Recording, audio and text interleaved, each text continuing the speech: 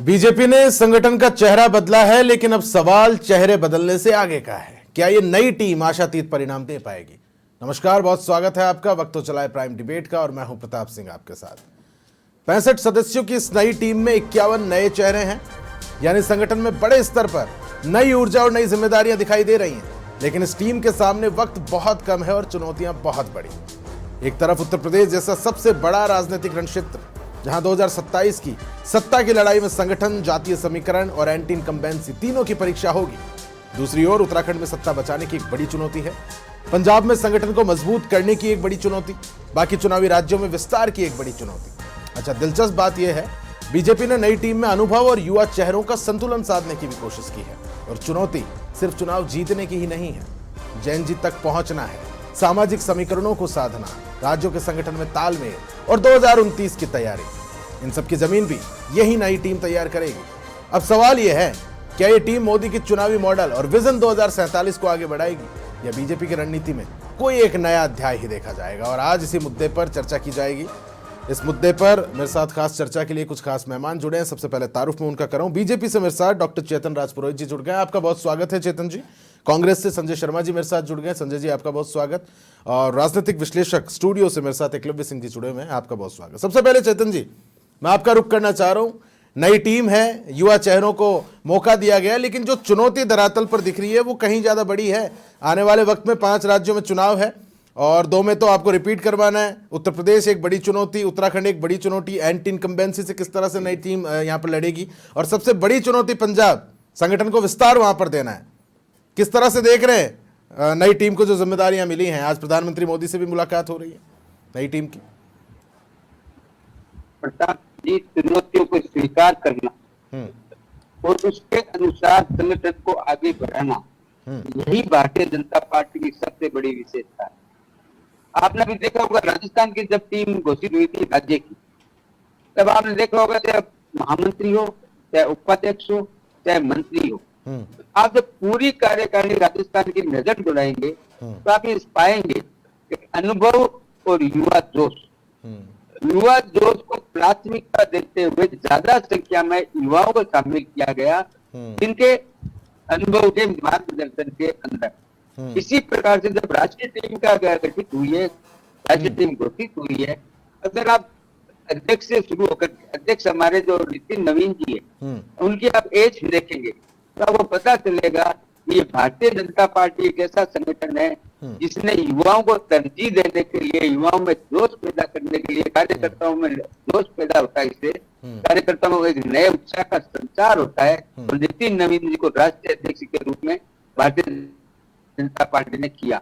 उसके बाद में जब राष्ट्रीय लेवल पर उपाध्यक्षों को देखेंगे, महामंत्रियों को देखेंगे, और नीचे जब मंत्री में आएंगे तो आप पाएंगे कि लगातार माननीय प्रधानमंत्री जी हो, चाहे हमारे नितिन नवीन जी हो, चाहे हमारे संगठन के संगठन महामंत्री BL संतोष जी हो, चाहे राजस्थान के संगठन महामंत्री अजय कुमार जी हो, सभी का लक्ष्य है कि मोदी जी के विजन 2047 को आगे बढ़ाना और इस भारत को विकसित भारत और राजस्थान को विकसित राजस्थान बनाने की दिशा में आगे बढ़ना। अब आपने चुनौतियों की बात की। अब ये तो चेतन जी बात हो गई आप लोगों के विजन की। नहीं चेतन जी, ये तो बात हो गई विजन की। बड़ी चुनौती आप क्या देख रहे हैं? संगठन को मजबूत करना बड़ी चुनौती देख रहे हैं, या फिर चुनावों को जीतना? यही इसी बात कर रहा हूँ। चुनौती पश्चिम बंगाल में भी थी। कभी भारतीय जनता पार्टी एक समय था 1 पार्षद 2 पार्षद जीतते थे बंगाल में। आज भारतीय जनता पार्टी की प्रचंड बहुमत के साथ बंगाल में सरकार है। चुनौतियां उड़ीसा में भी थी, चुनौतियां उत्तर प्रदेश में भी थी। आप याद करिए, जब पहली बार योगी जी मुख्यमंत्री बने थे, उससे पहले अखिलेश जी मुख्यमंत्री थे, और कभी भी भारतीय जनता पार्टी की सरकार एक लंबे समय से उत्तर प्रदेश में पूर्ण बहुमत के साथ नहीं बन रही थी। लेकिन चुनौती को स्वीकार किया, हमारे कार्यकर्ताओं ने मेहनत की, हमारे संगठन ने अच्छा मार्गदर्शन किया, कार्यकर्ताओं में जोश पैदा किया। अच्छा ठीक है, राजस्थान के हवाले से भी कोई संदेश देने की कोशिश हुई है क्या? क्योंकि 4 चेहरों पर भरोसा जताया गया जो कि राजस्थान के हैं। इसी हवाले से राजस्थान में भी कोई खास संदेश देने की कोशिश की गई?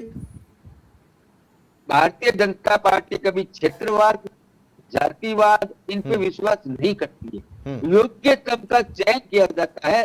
संगठन में हर कार्यकर्ता योग्यता है, लेकिन किस काम के लिए, किस कार्यकर्ता की ज्यादा उपयुक्त जगह, जैसे मैं आपके सामने बैठा हूँ, मैं संगठन को ऐसा लगता है कि ये कार्यकर्ता इस काम के लिए ठीक है, तो संगठन उसको मौका देता है, उसको कहता है आप ये काम करिए। इसी प्रकार से राष्ट्रीय टीम में महामंत्री भी बने, उपाध्यक्ष भी बने, और इसके बाद में राज्यों के प्रभारी भी कुछ बनाए गए। माननीय सतीश जी को पंजाब का प्रभारी बनाया है, तरुण चुग जी को गुजरात का प्रभारी बनाया है। अनुभव और युवा जोश के साथ मेरी, ठीक है, ये कॉम्बिनेशन बनाने की कोशिश की। अब ये कितना सक्सेस होता है ये तो आने वाला वक्त बहरहाल चेतन जी बताएगा। मैं फिर से आपका रुख करूंगा, संजय जी मेरे साथ जुड़े हुए हैं। नई टीम संजय जी, जिस तरह से चेतन जी भी बता रहे हैं, जो 2047 का एक विजन है, परिकल्पना है प्रधानमंत्री मोदी की, उसको बिल्कुल फलीभूत करने के लिए पूरी तरह से मैदान में उतर चुकी है। कांग्रेस के लिए अब सिचुएशन थोड़ी बहुत और टफ हुई होगी, क्या कुछ रणनीति बनाएंगे? क्योंकि युवाओं की अक्सर बात की जा रही थी और इस बार युवा बड़ा गेम चेंजर साबित होंगे, इसमें कोई दो राय वाली बात नहीं है। सभी जैन जी को साधने में जुटे हुए हैं, अब तो युवा भी हैं इस टीम में। संजय जी आपको नमस्कार, फेलो पैनलिस्ट को नमस्कार, आपके व्यूअर्स को नमस्कार। देखिए, वैसे तो ये भारतीय जनता पार्टी द्वारा जारी की गई लिस्ट है, इस पे कोई टिप्पणी तो वैसे नहीं बनती हमारी तरफ से, फिर भी just for the sake of A comment मैं ये कहना चाहता हूँ। इस लिस्ट को मैंने देखा प्रताप जी, और मैं इस लिस्ट का विश्लेषण ऐसे करता हूं कि कुछ का तो रोजगार छिन गया और कुछ बेरोजगारों को जो हाशिए पे चले गए थे, जिनको कोई पूछ नहीं रहा था, जो हमारे किशोरी लाल जी से बुरी तरह चुनाव हारे अमेठी में, उनको रोजगार मिल गया है। एक बात बड़ी अच्छी हुई है वैसे, सौरभ मालवीय नाम के व्यक्ति ने, जिसने व्हाट्सएप पे जहर घोला, पूरे सोशल मीडिया को उसने प्रभावित किया, झूठा नैरेटिव चलाया, प्रपंच करे, कांड करे, उसकी छुट्टी हो गई है। तो मतलब कुछ बातें अच्छी भी हुई हैं।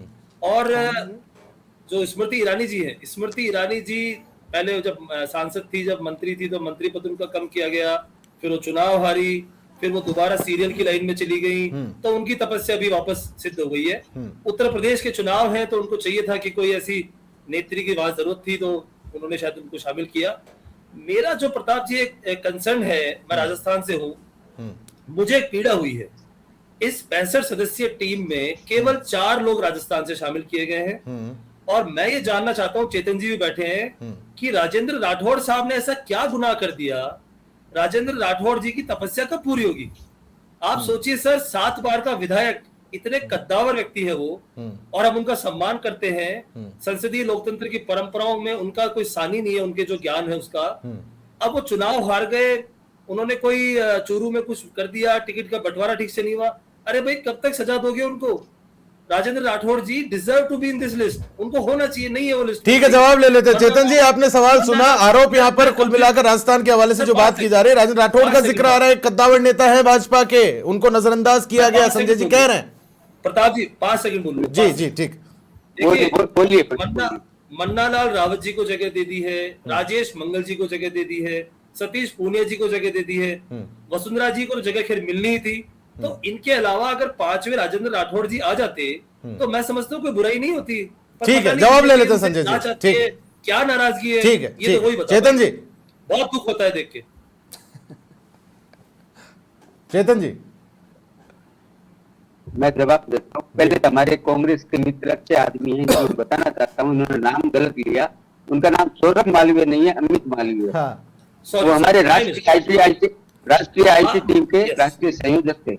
मैंने प्रताप जी शुरुआत, नहीं कोई दिक्कत नहीं है, कोई दिक्कत नहीं। मैं प्रताप जी शुरुआत में मैंने क्या कहा था, हर कार्यकर्ता का काम, उनकी काम को देख करके, उनके सारे सिस्टम को देख करके पार्टी तय करती है कौन सा कार्यकर्ता किस काम के लिए फिट है, उसकी कहाँ ज्यादा उपयोगिता संगठन को मिल सकती है, वो वहां पे जाते हैं। अमित मालवीय जी भी बहुत लंबे समय तक आईटी का काम उन्होंने किया, पार्टी का बहुत मजबूती के साथ किया है, पार्टी के अंदर इन्होंने बड़ा जोश भरा अमित मालवीय जी ने।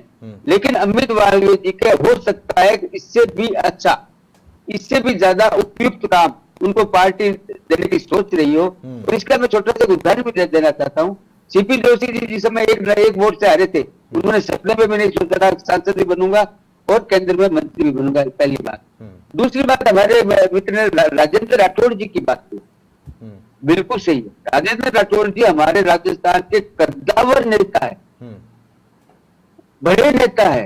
हम सब राजेंद्र राठौड़ जी का सम्मान करते हैं, उनके त्याग और तपस्या का सम्मान करते हैं। वो ऐसा नेतृत्व, ऐसा नेता है जहाँ तारानगर में भारतीय जनता पार्टी को 2003 में केवल 5,000 मत मिले थे और उन्होंने कहा तारानगर से मैं चुनाव लड़ूंगा, आप मेरे को टिकट दीजिए, और वो तारानगर में गए और जिस पार्टी को 5,000 मत मिले थे वहां 17,000 से जीता के लाए। तो राजेंद्र राठौड़ ऐसे नेता है जो चूरू सीट अपने हरलाल शरण के लिए इसलिए खाली कर दी कि मेरा मित्र विधायक बनना चाहिए, मेरा कार्यकर्ता विधायक बनना चाहिए। चलिए ठीक है, उसे विधायक बना दिया। ठीक है, कुल मिलाकर संजय जी एक ये तंज भी था, चेतन जी कहने की कोशिश कर रहे हैं कि साहब बीजेपी जी सचिन पायलट की भी यही सवाल माननीय गहलोत साहब से पूछ रहे हैं, यही सवाल माननीय खड़गे जी से पूछ रहे हैं कि आप मेरे साथ अन्याय क्यों कर रहे हैं, ये बता दीजिए। उन्होंने जब यात्रा निकाली थी अजमेर से जयपुर युवाओं के लिए, रोजगार के लिए, तब मेरे को तरस आता था खास कांग्रेस पार्टी सचिन पायलट जी को भी सुन लेती। राजेंद्र राठौड़ जी के बारे में पार्टी अच्छे से अच्छा निर्णय लेकर के उनका उचित सम्मान करती है। आज भी हम कहते हैं कार्यकर्ता तो उनके भगत है, मैं उनका विशेष रूप से राजेंद्र राठौड़ जी का बड़ा भगत हूँ कि उस आदमी के त्याग तपस्या का पार्टी। ठीक है, चलिए एकलव्य जी मेरे साथ काफी समय से जुड़े हुए हैं, मैं आऊंगा संजय जी आपके पास, ने मेरे को दिया है और पार्टी जो आदेश में देगी पालन करूंगा। ठीक है, ठीक है, कुछ जोड़ना चाह रहे हैं आप जी, जल्दी प्रताप जी जवाब ले लीजिए जी। देखिए चेतन जी ने बड़ी खूबसूरती से सवाल का जवाब नहीं दिया, बल्कि गेंद मेरे पाले में डाल दी। पायलट साहब बड़े याद आते हैं बीजेपी को, पायलट साहब की बात कर रहे हैं। सचिन पायलट साहब महासचिव है कांग्रेस के, ऑल इंडिया महासचिव है, छत्तीसगढ़ के प्रभारी हैं, जिम्मेदारी दे रखी है उनको हमने। राजेंद्र राठौड़ साहब को क्या जिम्मेदारी है मुझे बताइए ना आप यहाँ उनको नहीं पूछते हैं, आप उनको जो कोई कार्यक्रम होते हैं बीजेपी के पीछे बिठा देते हैं। चलिए ठीक है, ठीक है, एकलव्य जी काफी देर से मेरे साथ जुड़े हुए हैं बतौर विश्लेषक। एकलव्य जी नई टीम है, एक बड़ा राजनीतिक संदेश तो कहीं ना कहीं यहाँ पर देने की कोशिश की गई, इसे आप पीढ़ीगत बदलाव देखते हैं या फिर किसी नए प्रयोग की तरह देख रहे हैं, और बीजेपी जिस तरह से नए प्रयोग करने के लिए जानी जाती है? देखिए प्रताप जी, आपको, आपके दर्शकों को, दोनों माननीय प्रवक्ताओं को नमस्कार। देखिए मुझे ऐसा लगता है प्रताप जी कहीं ना कहीं कि अगर हम थोड़ा सा एक बार इसके पॉलिटिकल नैरेटिव से हट के अगर देखें कि ये क्यों किया गया है और इस टीम को प्योरली मतलब टीम के हिसाब से देखा जाए, तो मुझे लगता है कि इस टीम में एक तो जो उचित होना भी चाहिए, एक आजकल हम क्या ज़्यादा ही युवा और जेनजी की बात कर रहे हैं, और इसका कारण ये है कि अभी एक बहुत ही रिसेंट घटना हुई जिसमें कि छात्रों का आंदोलन जो एक जंतर मंतर पे हमने देखा, वो जिस तरह से हुआ और उसमें भारत सरकार के शिक्षा मंत्री का इस्तीफा हो गया, तो मुझे लगता है अब सब कुछ उसी के अराउंड रिवॉल्व कर रहा है। लेकिन सच यह है कि इस टीम में किसी भी टीम में जितने इम्पोर्टेंट युवा होते हैं उतना ही इम्पोर्टेंट अनुभव भी होता है, और मेरे ख्याल से वही मिश्रण या संतुलन यहाँ पे साधने की प्रयत्न किया गया है। आप देखिए, मैं तो हमेशा कहता हूँ कि मुझे ऐसा लगता है कि जब भी मैं यंग जो नेता होते हैं उनसे मिलता हूँ तो मैं उन्हें कहता हूँ कि जो आप एस्पायर कर रहे हो ना बनने का, आप देखो कि वो लोग जब स्ट्रगल कर रहे थे तो या ऑपोजिशन में थे तो वो अपने आप को कैसे कंडक्ट करते थे। स्मृति ईरानी जी के बारे में आज माननीय कांग्रेस प्रवक्ता कुछ भी कहें, लेकिन वो मतलब मुझे लगता है कि जब ऑपोजिशन में थी तो बीजेपी की सबसे सफल स्पोक्स पर्सन में से थी।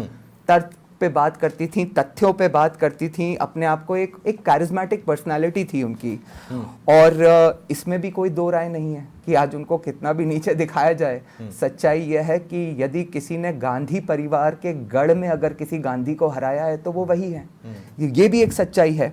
तो मुझे लगता है कि देखिए, एक युवा होता है और एक एक्सपीरियंस्ड युवा होता है, तो स्मृति ईरानी हो, हर्ष सांघवी हो, इन लोगों को टीम में जो इंक्लूड किया गया है, ये एक मुझे लगता है कि साथ में जो युवा नेता हैं जिनको अब बीजेपी को तैयार करना है, उनको एक विजन साथ में। ये तो हो गई फॉर्मेशन की बात, वो ठीक है, लेकिन अब इस सामने नई टीम के सामने चुनौतियां भी तो बड़ी है, और जैन जी जिस तरह से इस बार नोटिस हुए हैं, अब देखिए यहाँ पर 50% युवाओं को टिकट देने की बात की गई, कहीं ना कहीं आंदोलन के बाद ही रही। देखिए, इसका रीजन बड़ा सिंपल है। इसका रीजन ये है कि ये प्रधानमंत्री मोदी जी ऑलरेडी अपनी 3rd टर्म में हैं। जहां तक नैरेटिव बैटल का सवाल है, प्रधानमंत्री जी उसमें ऑलरेडी कांग्रेस से, उनकी लीडरशिप में बीजेपी काफी आगे रही है, अगर कांग्रेस वोटर्स से या कांग्रेस के नैरेटिव से लड़ने की बात हो। अब है जब वो 4थे टर्म के लिए लड़ेंगे एक तरह से, तो अब गेम अलग है। अब गेम है अपने वोटर्स को साध के रखने का, और उसमें एक बहुत बड़ी भूमिका हो जाती है जो नए वोटर्स होंगे, जिसमें कि जेन जी की बड़ी भूमिका होगी। और एक बात और समझ लें प्रताप जी, आपके दर्शक, कि ऐसा नहीं है कि जेन जी का अस्तित्व इस धरती पे कोई पहली बार कायम हो रहा है। हाँ। जेन जी हमेशा से हैं। जो प्रधानमंत्री जी जो पहली 2 टर्म्स या 3 टर्म्स जीते थे उसमें भी जेन जी ने वोट किया था। तो मुझे लगता है कि ये संवाद का जो तरीका है वो थोड़ा सा चेंज हुआ है। जैसे पहले आप आरएसएस के टाइम में जब डिजिटाइजेशन कम था तो आपने नुक्कड़ पॉलिटिक्स के बारे में सुना होगा कि वहां पे संवाद कायम करा जाता था, व्यापक चर्चा करी जाती थी। अब वही चीज अब आपको भाषा बदलनी होगी, अब आपको मुद्दे बदलने होंगे। डेफिनेटली मोदी जी का सबसे बड़ा सक्सेस ही ये है कि उन्होंने समय के साथ अपने आप को रीइन्वेंट करा है। बिल्कुल बिल्कुल। चेतन जी, कोई नई रणनीति युवाओं को साधने की, और मैं एक लास्ट छोटी सी बात आपकी अनुमति से और माननीय कांग्रेस प्रवक्ता की अनुमति से मैं कहना चाहूंगा कि जो अमित मालविया जी के बारे में बात करी गई ना, मुझे लगता है कि अगर किसी ने इतने लंबे समय तक किसी व्यक्ति ने काम करा हो तो एक चीज अप्रिशिएट करनी चाहिए कि अमित मालविया ने जब बीजेपी की सोशल मीडिया का नेतृत्व संभाला तो उसमें प्रधानमंत्री मोदी जी को 3री टर्म मिली, और सुप्रिया श्रीनेट जी ने जब संभाला तो राहुल गांधी जी 3री बार फेल हुए। तो इस बात को ध्यान रखना चाहिए। चलिए ठीक है। और ये एक बड़ा फैक्टर भी होगा कि उनको सब्स्टिट्यूट कोई कर पाए। चेतन जी, कोई नई रणनीति जैन जी को साधने को लेकर, क्योंकि भाषा तो बदलनी है, मुद्दे तो बदलने, इतना तो है, नीति में बदलाव होगा बीजेपी की। यहाँ आता हूं मैं, स्मृति ईरानी को कांग्रेस पार्टी कभी भी भूल नहीं सकती, क्योंकि इनके सबसे बड़े युवराज को जिस प्रकार से चुनाव के मैदान में धूल चटाई, उनको धराशायी कर दिया स्मृति ईरानी ने, वो जख्म कांग्रेस पार्टी का इस जन्म में तो भरने वाला नहीं। हाँ, करिए आप स्मृति ईरानी को। अब थोड़ी अपने बहन सुप्रिया श्रीनेट जी के बारे में भी सोच लीजिए, जिन्होंने क्या क्या कमेंट्स किए थे, माफिया मांगी थी, लेकिन उस मुद्दे पे मैं नहीं जाऊंगा। हाँ, जो टीम गठित हुई है भारतीय जनता पार्टी संगठन की, चाहे प्रदेश की ओर, चाहे जिले की ओर, चाहे राष्ट्रीय स्तर की ओर, प्रताप जी आप एनालिसिस करिए, जिला अध्यक्षों का एनालिसिस करिए। हमारे अधिकांश जिला अध्यक्ष 40 के अंदर, 45 के अंदर है। हमने बदलाव करना शुरू किया। हम चाहते हैं कि हमारी नई पीढ़ी आगे है, हमारे युवा आगे आए। हमने पंचायतों के अंदर, राजस्थान में पंचायतों की संख्या करीब 3000 के करीब बढ़ाई है। क्यों बढ़ाई है? गांव का युवा जब सरपंच बनेगा, गांव का युवा जब पंचायत समिति सदस्य बनेगा, गांव का युवा जब जिला परिषद सदस्य बनेगा, प्रधान बनेगा, तब असली सेवा युवाओं की होगी, केवल भाषणबाजी से युवाओं की नहीं होगी। ठीक है संजय जी मेरा आपसे सवाल है। एक सेकंड ठीक है, लास्ट एक सेकंड। जो लोग कोशिश कर रहे हैं कि युवाओं के कंधे पे रख के अपने पाप धोने के लिए, वो ये मान के चलिए कि भारत का युवा इस कांग्रेस पार्टी को कभी स्वीकार करने वाला नहीं है, क्योंकि चाल, चरित्र और चेहरा कांग्रेस पार्टी का भारत के युवा ने और राजस्थान के युवा ने अच्छी तरीके से टेस्ट किया है, लिटमस टेस्ट किया, उसके बाद में रिजेक्ट किया कांग्रेस। ठीक है। संजय जी मेरा आपसे सवाल, आपको ये तो मानना पड़ेगा कि जो धरातल पर है बीजेपी का एक संगठनात्मक दबदबा है, क्या कांग्रेस उसको अकेले टक्कर दे पाएगी, या वापस से हमको साथ चाहिए होगा किसी न किसी का? अभी मैं यूपी को ही ले लेता हूं। क्या बीजेपी को कांग्रेस अकेले टक्कर देने की क्षमता में है, स्थिति में है? इन्हीं चुनावों को लेकर बात कर लेते हैं, आगामी दिनों में जो है। मैं छोटा सा 2 मिनट एक बार बोल लेता हूं। जो अभी एकलव्य जी कह रहे थे कि जेनजीज को लिया गया इस टीम में, तो मेरे पास एक डेटा आया है, 6 मेंबर तो जो है वो 40 से नीचे हैं, 15 की एज जो है 40 से 49 है, 21 जो है वो 50 से 59 है, और बाकी 60 प्लस है। तो जेनजी तो पता नहीं कौन सी जेनजी की बात। सर मैं आपको एक निवेदन कर दूं आपसे, मैंने नहीं बोला कि जेनजीज को ही लिया गया है, मैंने संतुलन साधने की बात करी थी। मैंने जेनजी नहीं सर, आप मेरे बारे में गलत तथ्य बोल रहे हो ना, इसलिए मैंने आपको करप्ट नहीं, आप गलत बोल रहे हो। युवा और अनुभव को मिला के वो जो कॉम्बो की बात कर, ठीक, आप अपनी बात जारी रखें। विश्लेषक साहब, आपने भी मुझे 2 बार कोट किया, मैं बीच में नहीं बोला, प्लीज हैव सम पेशेंस। और दूसरी बात, इन्होंने सुप्रिया श्रीनेट जी और क्या क्या पता नहीं बोला। मैं आपसे एक बात कहना चाह रहा हूँ, अमित मालवीय, जिसको हम तो मेलवेयर बोलते हैं, तो अमित मालवीय अगर इतने ही एसेट थे बीजेपी के लिए, इतनी बड़ी संपत्ति थे, तो क्यों निकाला बाहर? और दूसरी बात देखिए, सुप्रिया श्रीनेट जी ने कभी झूठा नैरेटिव नहीं चलाया। अमित मालवीय की तरह व्हाट्सएप पे गंदगी नहीं परोसी हमने सिर्फ सिद्धांतों पे वोट मांगे। ये कथनी और करनी बंद नहीं, ये तो संजय ये तो आप जानते हैं, गाली वाली आंटी के नाम से फेमस है पूरे भारत। मैं यहाँ पर डिबेट ले रहा हूँ, मुझसे पहले कोई और डिबेट ले रहा था और मेरे बाद कोई और डिबेट ले रहा होगा। ये तो एक सतत प्रक्रिया है ना, बदलाव तो होता है। चेतन जी कह रहे थे कि कांग्रेस परिवार कभी भूल नहीं पाएगा स्मृति ईरानी जी को। मैं आज एक बात कह देता हूँ जी आपको, अभी 543 सीटें हैं मेंबर ऑफ पार्लियामेंट, कल को मोदी जी इसको 816 भी कर देते हैं ना, स्मृति ईरानी जी बाहर आके बता दे कहां से चुनाव लड़ेंगी। इनकी जमानत जब्त नहीं कराई ना, जहां से चुनाव लड़ेंगी, तो हमारा नाम आप चेंज कर देना। अच्छा, मेरा मूल सवाल आपको पता है संजय जी, मेरा मूल सवाल तो आपको पता है, कांग्रेस अकेले लड़ रही है।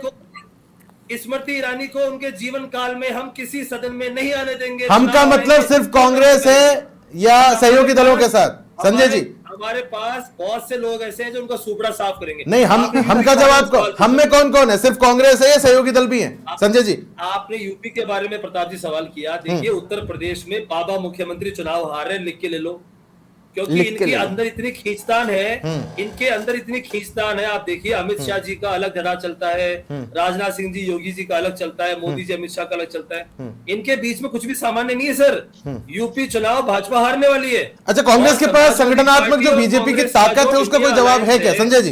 कांग्रेस के पास कोई जवाब है संगठनात्मक इस ताकत का जो बीजेपी के पास है मौजूदा स्थिति की हम बात करें? संगठनात्मक तरीके का एग्जाम्पल आप राजस्थान से ले लो ना। हमने संगठन सृजन के अंदर 15 लाख कार्यकर्ताओं की फौज खड़ी कर दी है, जो बीजेपी से हेड ऑन करने की स्थिति में है। तो आप देखिएगा हर राज्य में, और हम बहुत ही ट्रांसपेरेंट तरीके से कर रहे हैं। हमारे यहाँ बीजेपी की तरफ पर्ची नहीं आती है। ठीक है, आपको बता रहा हूँ ना, यूपी के अंदर। ठीक है, मैं फिर से रुक करूंगा, मेरे पास समय की थोड़ी कमी है संजय जी, माफ कीजिए एक्लिव जी, मैं आपका रुख करना चाह रहा हूं। देखिए, एक बड़ी चुनौती तो नितिन नवीन जी के पास भी है, क्योंकि एक तो संगठन को चलाना, इसके साथ साथ खुद की राजनीति की एक पहचान बनाना भी एक बड़ा कारण देखा जाएगा। ऑफ कोर्स, इसमें तो कोई डाउट है ही नहीं। देखिए प्रताप जी, कुछ रियलिटीज बड़ी सिंपल होती हैं। आज ये जिसके नेतृत्व में बीजेपी जहां पे आज आके खड़ी हुई है, तो बीजेपी का कोई जो राष्ट्रीय अध्यक्ष बने उसका कंपैरिजन उस व्यक्ति से होता है। तो मोदी और शाह से अगर नितिन नवीन जी का कंपैरिजन होगा तो अभी समय लगेगा। लेकिन तो 2027 के जो होने वाले चुनाव हैं वो क्या ये पैमाना बनेंगे? नहीं, वो मैं आपको बता देता हूं। जैसा कि अभी माननीय कांग्रेस प्रवक्ता ने कहा कि आप लिख के रख लीजिए कि बीजेपी चुनाव हारने वाली है, आप मुझसे भी लिख के ही रख लीजिए कि वहां पे बीजेपी चुनाव जीतने वाली है, योगी जी को कोई हिला नहीं सकता। और यदि ऐसा हुआ तो मैं यहाँ पे आके राजनीति का विश्लेषण छोड़ दूंगा, और ये इनसे भी लिखवा लीजिए कि ये राजनीति छोड़ दें। अगर बाबा जीत जाएंगे तो ये आके अपनी राजनीति छोड़ दें। तो हम दोनों लिख के आपके पास रखवा देते हैं, मैं इसके लिए तैयार हूं। आप कोई साइंस बताइए इसके पीछे जो आप इतना बड़ा दावा कर रहे हैं विश्लेषक होने के लिए। आपकी क्या साइंस है साहब? आपकी क्या साइंस है? आपकी क्या साइंस है कि बाबा हार रहे हैं? अपनी तारीफ करोगे। अच्छा, चेतन जी को जोड़ना चाह रहे हैं इस बीच। जी चेतन जी, मेरे पास समय की थोड़ी कमी है, संक्षिप्त में। हाँ, बस एक सेकंड। प्रताप जी, मैं हमारे मित्र कांग्रेस के संजय जी को पूछना चाहता हूँ, उत्तर प्रदेश में कांग्रेस पार्टी को अंडर 10% मत मिलता, वो पार्टी हमें चैलेंज करेगा, हम हरा देंगे। बिहार के अंदर कांग्रेस को 7 नहीं, फिर भी चेतन जी कहीं ना कहीं आरोप ये भी लग रहे हैं कि साहब अगर संगठन मजबूत है वाकई तो इतने बड़े स्तर पर टीम बदलने की जरूरत क्यों पड़ेगी? बात किया था उत्तर बंगाल की विधानसभा में कांग्रेस पार्टी का खाता नहीं खुला। आप कल्पना करिए, वो पार्टी आज हमें चैलेंज करने की बात कर रही है। उस पे कह रहे हैं हम, वो कॉन्फिडेंस है, पार्टी में चैलेंज करने की बात हमें कर रहा था। बाबा मुख्यमंत्री ने कोई काम नहीं किया। मैं सिर्फ ये जानना चाहता हूँ, ये जो बदलाव हुआ है चेतन जी, ये जो बदलाव हुआ है वो जरूरत बन गया था क्या? बाबा यूपी को स्वर्ग बनाएंगे। बाबा मुख्यमंत्री की छुट्टी तय, बीजेपी का नेतृत्व भी चाहता है। अच्छा, मैं क्लोजिंग स्टेटमेंट की ओर आ रहा हूँ एकलव्य जी। नई टीम में नई टीम आने के बाद क्या कुछ परिणाम सामने को संभावित जो देखने को मिल सकते हैं, मोटे मोटे तौर पर कयास फिलहाल हम लगा सकते हैं? नहीं, मुझे लगता है कि ये एक नए समय के साथ एक नई स्ट्रैटेजी को अपनाने का एक तरीका है जो कि किया भी जाना चाहिए। लेकिन मैं दोबारा अंत में यही कहूंगा प्रताप जी कि योगी आदित्यनाथ आज वो व्यक्ति हैं, जब किसी भी स्टेट में चाहे बीजेपी की सरकार बने चाहे किसी और पार्टी की बने, तो लोगों की डिमांड होती है कि हमें ऐसा मुख्यमंत्री चाहिए। और मैं भाई साहब का चैलेंज एक्सेप्ट करके जा रहा हूं यहां से, जो इन्होंने कहा था ना लिख कर रख लीजिए, इनको बोलिए कि लिख कर आपके पास भिजवा दें। और मैं भी लिख के रख देता हूं कि अगर बाबा नहीं बने मुख्यमंत्री 2027 में तो मैं फिर कभी नहीं आऊंगा। और ये भी बोल दें कि ये भी नहीं आएंगे साहब, बात खत्म, लिख के रख लेते हैं। चलिए ठीक है, बहुत बहुत शुक्रिया आप सभी का मेरे साथ इस खास चर्चा में जुड़ने के लिए। तो फिलहाल के लिए प्राइम डिबेट में इतना ही। नमस्कार।